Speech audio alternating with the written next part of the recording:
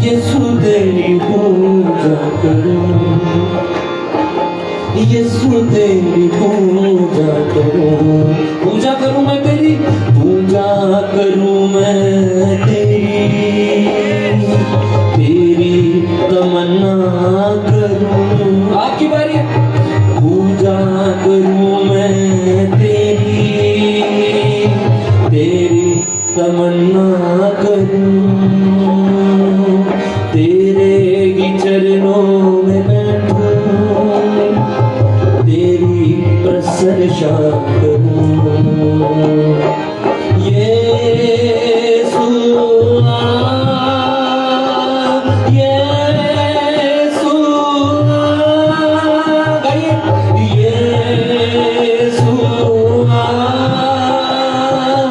यीशु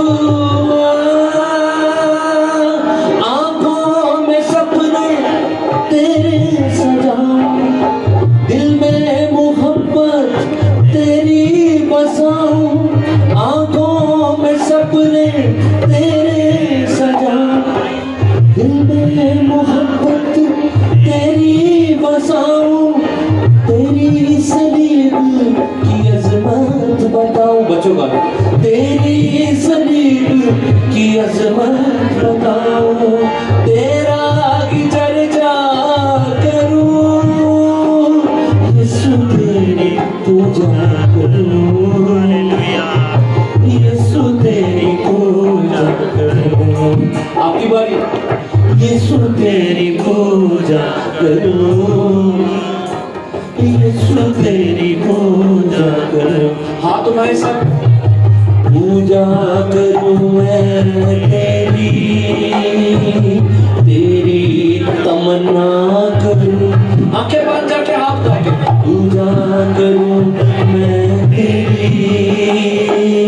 तेरी तमन्ना करूं, तेरे ही चरणों में बैठूं, तेरे ही चरणों में बैठूं, तेरी प्रशंसा करूं, तेरे ही चरणों में, तेरे ही चरणों में बैठूं, तेरी प्रशंसा करूं। यीशु यीशु सब भाई हैं। यीशु यीशु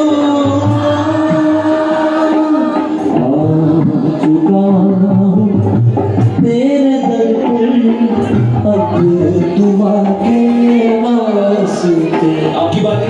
आ चुका तेरे दर पर अब दुआ के वास्ते, दस्त बस्ता चश्मे गिरिया इल्तिजा के वास्ते। जो बरकत पाना चाहता है उसमें पता क्या है, सबसे पहली बात हलीमी का होना पड़ेगा। जिसके अंदर अकड़ है वो नहीं पा सकता बरकत।